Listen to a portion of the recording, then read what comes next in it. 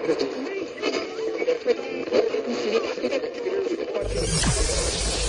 ready for unique, rare, and little-known treasures from the golden age of radio. You're listening to The Amazing World of Radio with Adam Graham. Welcome to The Amazing World of Radio. From Boise, Idaho, this is your host, Adam Graham. If you have a comment, email it to me, box13@greatdetectives.net. Follow us on Twitter at Radio Detectives.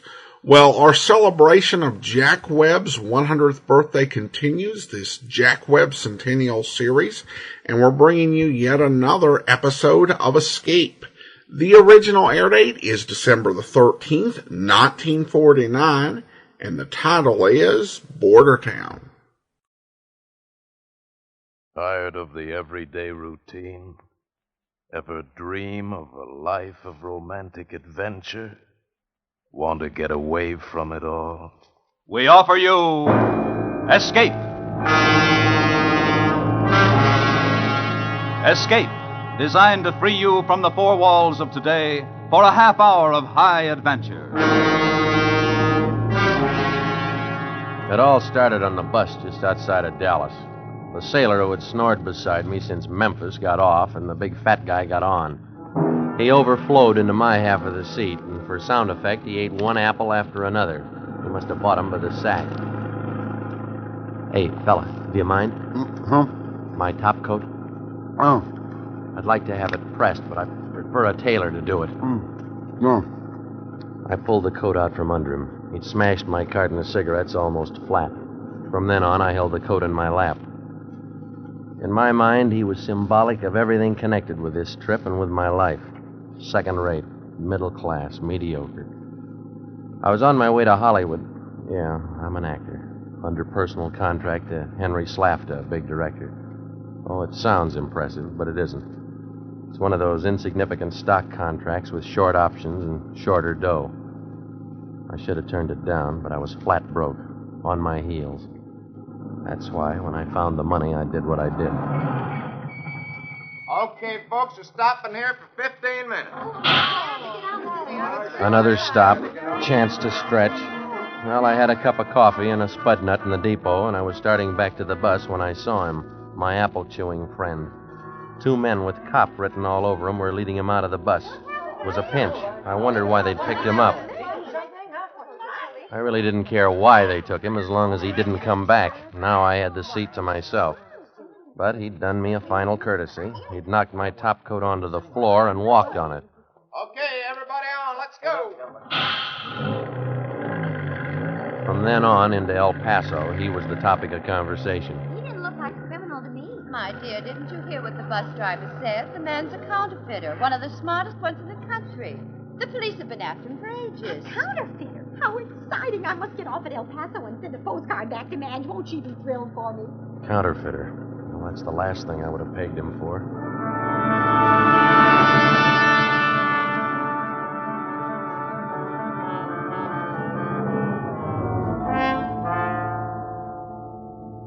El Paso. El Paso. And Hollywood still 24 long hours away. Well, economy or no economy, I wasn't going to go on. I was dead tired, saddle sore from 3 days and nights on that bus. So I switched my ticket to the following day, and I hunted up a cheap hotel. The bellhop there was full of helpful ideas on how I could spend the evening. Well, how about Juarez, mister? Juarez, huh? Yeah, old Mexico, just across the International Bridge. Oh, yeah. I'd forgotten that this is a border town. No, thanks. I just want to get some sleep. Sure, mister. It's up to you. I tipped the kid and stretched out on the bed. I dug in my pocket for a cigarette, but I was out, so I reached into my topcoat for the carton. That's when I found it. The package of money. A lot of money. All in 50s and 100s. Nice, clean, fresh bills. I counted them fast. $15,000 worth. So that's why I found my coat on the floor of the bus. Fatso had stashed his homemade money in my pocket.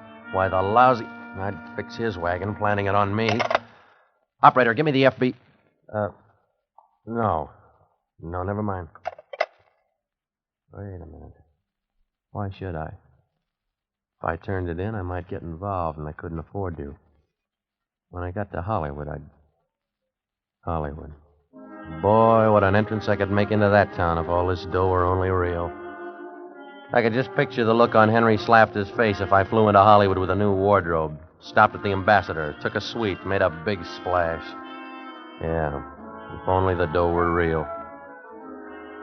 Well, I couldn't sleep now. I was too stirred up, so I took a shower and changed my clothes and went out. I didn't have anything particular in mind, but since the hotel was near the International Bridge, I went over into Juarez, and I wasn't quite sure why I did it, but in my pocket was one of the $50 bills. I went up and down the cheap main drag, sampling tequila and brushing off vendors of Huaraches and leather dolls, just like the rest of the tourists. But all the time, that $50 bill was burning a hole in my pocket.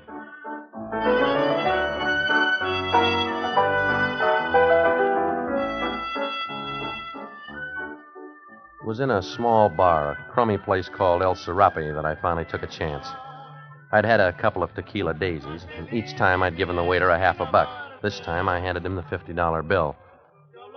I held my breath. And suddenly, I knew I'd been a fool. He didn't put it in the cash register as he had the other money. Instead, he went down to the end of the bar and handed it to a man sitting there, obviously an American. He took it, looked at it, and then had the waiter point me out. I got up out of the booth and started for the street, but the American caught me at the door. I'm, Chuck Rice. I'm the manager. Yeah. Hiya. You give this $50 bill to the waiter? Yeah. I guess I forgot to wait for my change, huh? You don't want to go around forgetting money like this. Just visiting? Yeah, tourist. You know you're taking a big chance. You're setting yourself up like a pigeon. Well, what are you talking about? What do you mean? Don't get excited, amigo. This is border town.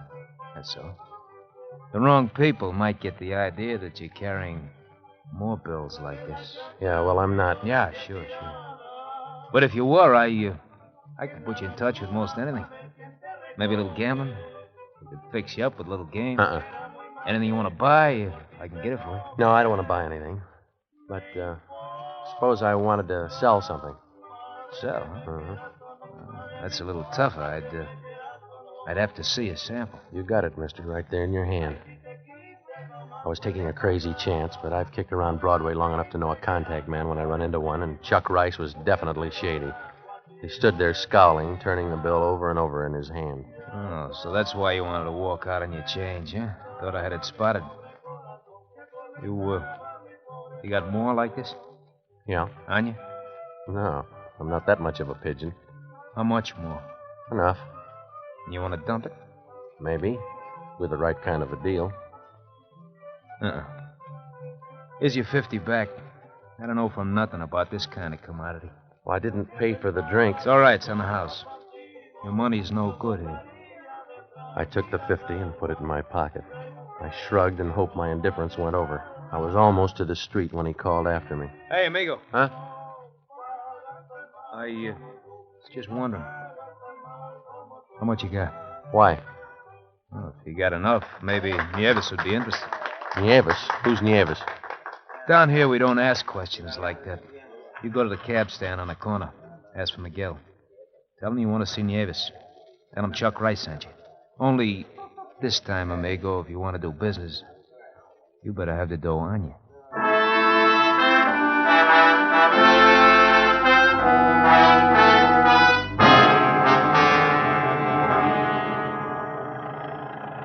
Miguel. Hey, I'm talking to you. What's the idea? You keep going around in circles. Quien sabe, senor? Can't sabe my foot. I want to go to Nieves. Si, senor, si, Nieves. Well, let's get going. Never mind the sightseeing. Miguel was driving down dark back alleys and dirt roads. I couldn't tell which direction we were going, and I'm sure that was the idea. But we were getting further and further out of town. I was beginning to wish I didn't have the money on me. But I hadn't gone back to the hotel for it when Miguel suddenly pulled off the road into a ruddy gopher-hole courtyard of a broken-down hacienda. It was littered with debris. I stumbled over a peg.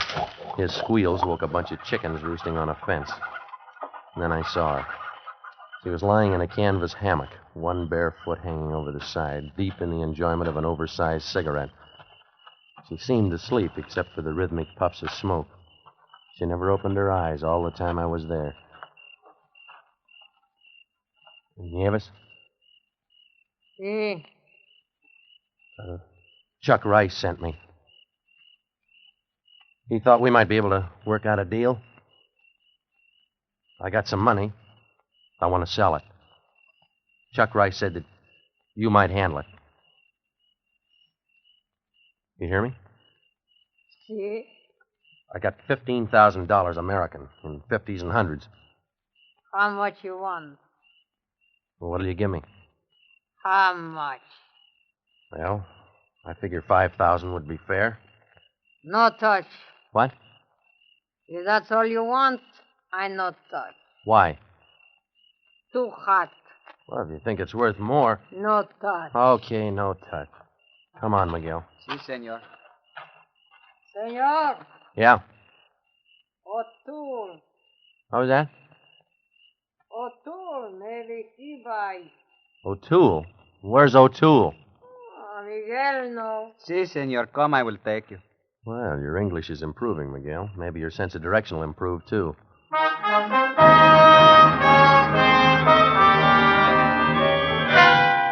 And it did. As the crow flies, so did we, straight to O'Toole's Dine and Dance, a gaudy tourist trap hypoed on the outside with neon signs advertising the best food and music in Juarez, while inside, 5 Latin beboppers were making hash out of Embraceable You. Miguel okayed me to a squint-eyed character who reluctantly led me down a hall, up a steep flight of stairs. We stopped in front of a door.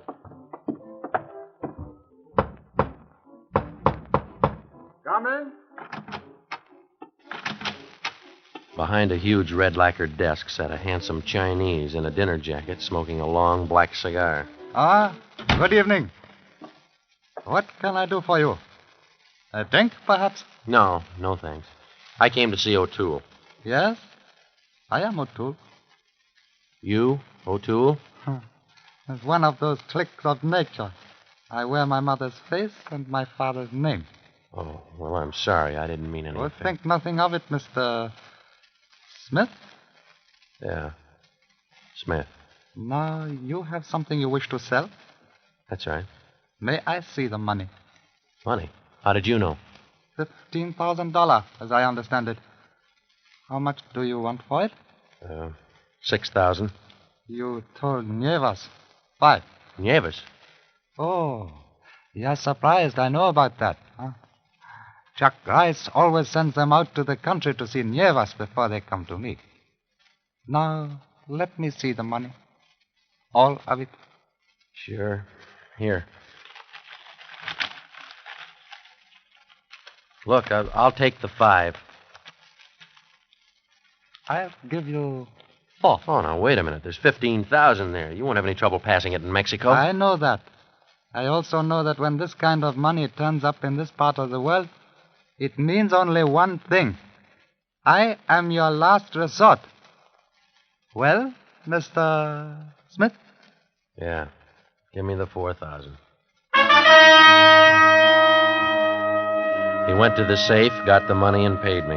I got out of his office. Well, maybe I should have held out for more, but he gave me the creeps. Besides, any way you look at it, 4,000's a lot of money. I could knock Henry slapped his eyes out with less than that. Downstairs in the club, the floor show was on. An Adagio team was going through its calisthenics. I was just passing the bar when she bumped into me. Hello, Charlie. No, I'm not Charlie. Sure you're Charlie. You gotta be Charlie. Go on, beat it. Come on. Don't be a sucker. We're being watched. Well, so what am I supposed to do? Be smart. Buy me a drink. Look, I told you, I'm not interested. Interested in getting out of here alive? What kind of a crack is that? You see Squint Eyes over there by the entrance? Well, he's not the doorman. Come on, look. What's this all about? O'Toole. He wants back whatever it is he gave you. I'll buy you that drink. Come on. Make it scotch. Yeah. Bartender, 2 scotch and sodas. All right. Now tell me why you're interested. I'm supposed to knock you out. You're what? Those 2 drinks you just ordered. Yours will be loaded. And not with bromoquinine to cure your cold. Ever hear of knockout drops, tourist? Yeah, sure, but I don't get it. What are you telling me for? I don't know. Maybe because you're from my side of the border.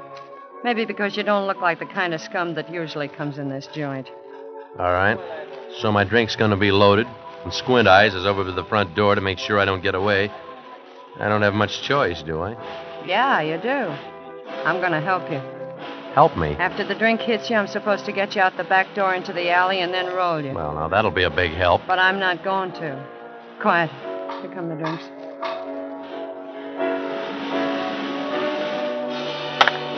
All right, what do I do now? When I reach around you for the ashtray, they won't be able to see you. Switch the drinks. You drink mine. Yeah, but how about you? They don't expect me to drink it. Yeah, but you... Now, switch them. Get it down. Drink it. In a minute, pretend you're dizzy. I'll help you get to the alley. And when you get there, you better run, brother. And run fast. Squint Eyes had left the door and was coming toward the bar, so I did what she told me. After I'd gulped the drink down, I sat on the stool a couple of minutes, and I pretended to get dizzy. She helped me off the stool, put my arm around her shoulder. We were almost to the door, almost to the alley. It was just perfect, except for one thing. I was dizzy. My stomach turned over and over, and I passed out cold.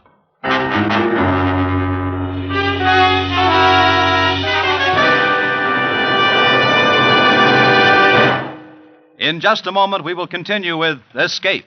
But first, a lot's been said about the Sunday night entertainment on CBS, and rightly so. But take a look down the CBS listings during the entire week, and you'll find there's no let-up in the parade of all-star shows. Tomorrow, Wednesday night, and every Wednesday night, Bing Crosby, Groucho Marx, Burns and Allen, and Gene Hirschholt as the beloved Dr. Christian are heard on most of these same CBS stations. Dick Hames and the Andrews Sisters, Jack Smith and Dinah Shore are also on hand in their early evening quarter-hour programs. Make a habit of listening to CBS all through the week. And now we return you to the second act of Escape.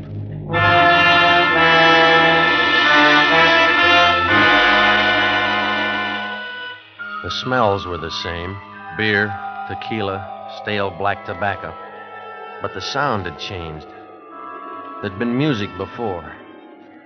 My stomach burned and my head throbbed, and somebody was lying across me. I raised up, tried to focus my eyes, but I couldn't. Gradually, I placed the sound. It was some kind of a car, bus. No, a truck. I was lying on the floor in the back of a truck, and there was a man lying across me. From the stench of him, he must have been drunk for a week, but from the inert way he lay, he could have been dead. I pushed him off and shook him. Hey. Where are we going? What is this? Hey, come on, wake up, will you? Listen to me. Then I suddenly remembered the money. The $4,000. It was gone. I was clean broke. I'd been rolled all right, and by a dame who even told me before she did it.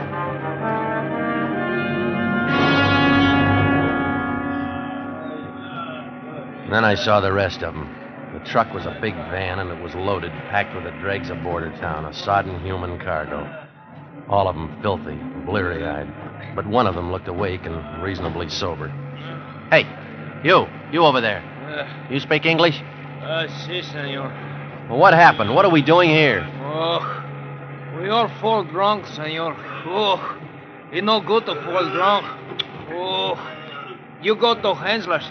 Hensler's? Sí. What are you talking about? Oh, caray. No es bueno. Oh, I have been there before. I should know not to fall drunk. Oh, 1 whole month I have been there. Ese lugar es muy feo. Oh. You've been where before? Where are they taking us? Tell me. To Hensler's. Oh, he's a very bad man. Hensler's? Well, who's Hensler? Oh, you're going to see, senor. You will see. That's all I could get out of him. We were going to Hensler's, and it wouldn't be good. And it sounded like I was about to find out.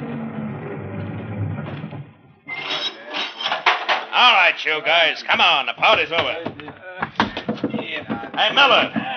Move these crips along. You guys don't look like no bunch of daisies, but we'll make you bloom, won't we, Miller? He was a brute of a man, and he carried a .45 in a holster. He and the driver, Miller, herded us out of the truck like so many cattle. It was some sort of a road gang. I saw a sign blocking the road that read, Under Construction, Hensler Construction Company. Well, I had no idea where we were, how far away from the border. The landscape was dry, dusty, barren. Well, Gonzalez, you with us again? Didn't we learn you not to get drunk, huh? Come on, you guys, step on it. All right, quit shoving. Come on, come. Hey, what are you doing here? Yeah, that's what I'd like to know. Miller!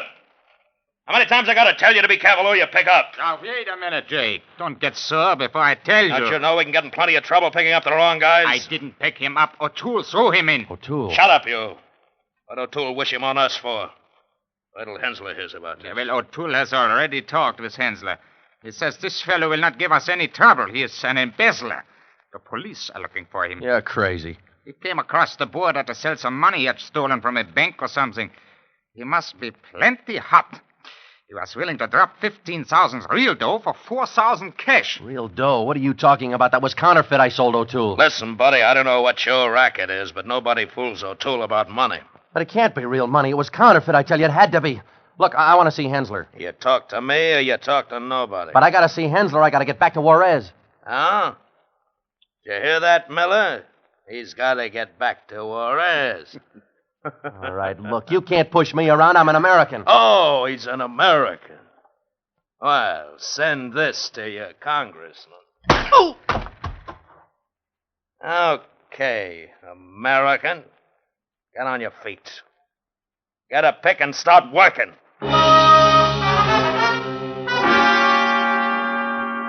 Hensler Construction Company.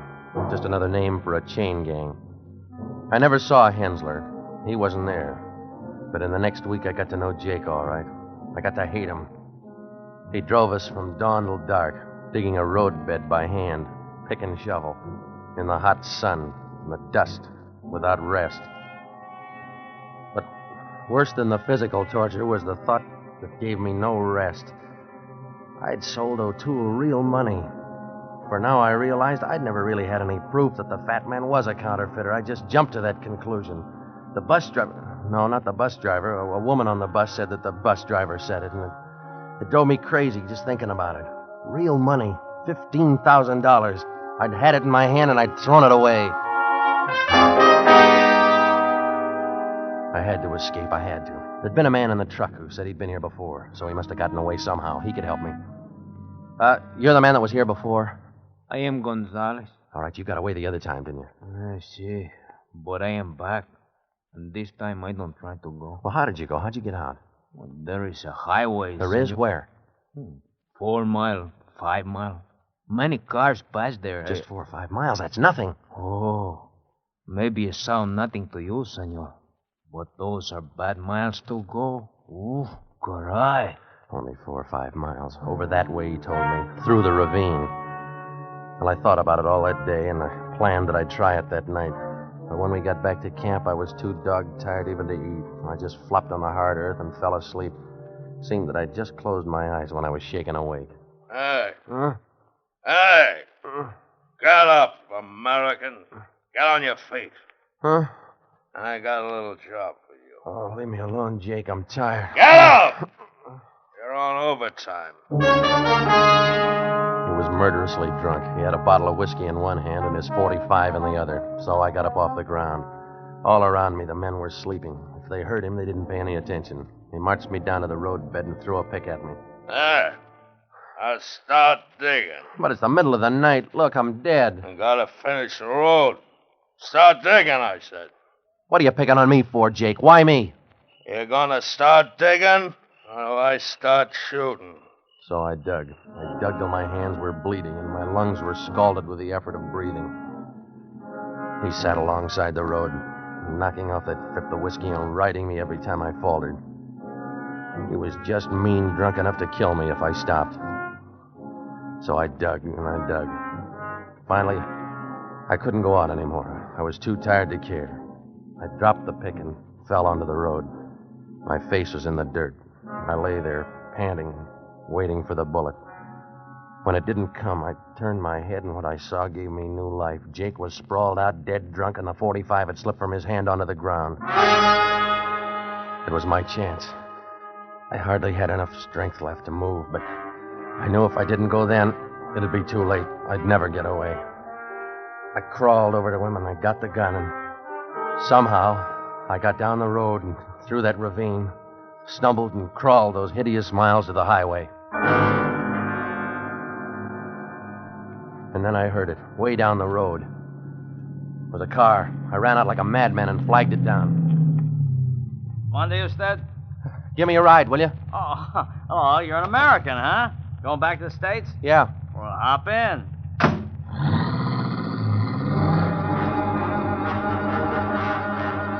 I leaned back against the seat, shut my eyes, and slept all the way into Juarez. Well, here you are. You said O'Toole's dine and dance. Sure I can't wait for you? No, thanks just the same, but I got some business to take care of. Okay. Good luck. $15,000 worth of business, and Jake's 45 in my pocket to guarantee the deal. I went around to that back door and slipped in quietly, and then crept down the hall and up the stairs that Squint Eyes had led me before. This time I entered O'Toole's office without knocking. Hello, O'Toole. Oh, I didn't expect you back so soon. Sit down. Can I get you something? Yeah, you can. $15,000. Afraid I don't understand. We made a deal. Why didn't you tell me the money was real, not counterfeit, huh? Well, you seem to know what you were doing, and remember, you placed the value on the money. I did not. Yeah, well, I've just revalued it. I want it back, all of it. We made a deal, and I paid you, and I'm through with you. And you rolled me. How you lost the money I paid you is no concern to me. All right, then look, then maybe this will be some concern to you. I took enough punishment to get this gun not to hesitate to use it. Now get the money while you're still alive. That won't be necessary. How about 10,000? Look, don't stall. 15. But I should be allowed to realize some profit. Hurry up, O'Toole. I haven't got all day. I'll have to open the safe. Then open it. Will you take it in 10s and 20s? Now, look, I don't care how you give it to me, so long as it's American money. Now quit stalling and get it. I didn't trust him. I expected any minute he'd pull something fast, but he didn't. He gave it to me. I never realized before the power of a gun. It makes short men tall and tall men strong. Here you are. Thanks.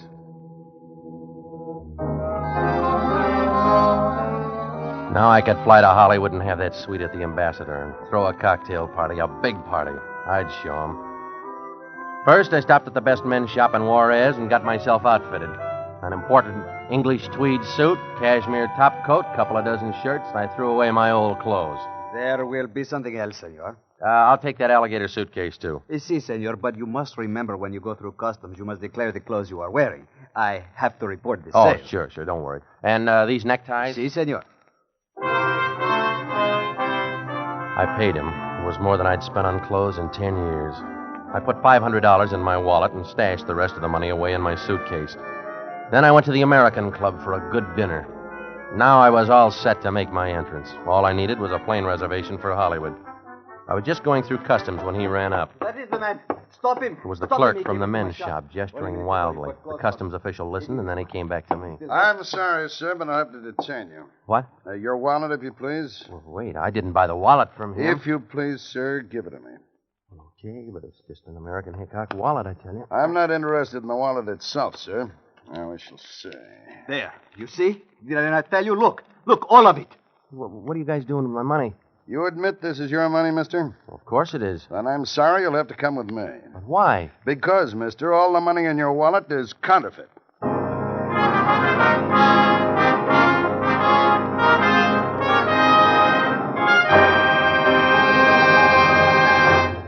Escape is produced and directed by William N. Robeson.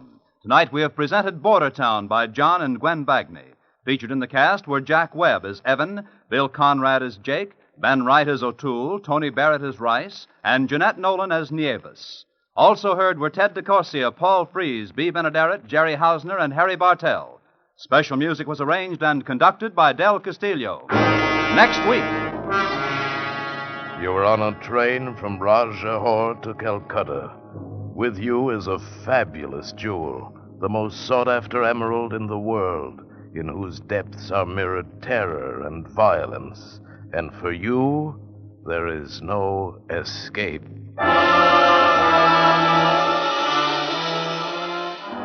It's a proven surefire formula for better living. If we all work together to produce more per man, per machine, per hour, we all move together toward the benefits in living that are possible only under the American economic system. The better we produce, the better we live. For your free copy of the booklet, Miracle of America, write Box 10, Times Square Station, New York. Stay tuned now for Hit the Jackpot, which follows immediately over most of these stations. This is CBS, the Columbia Broadcasting System.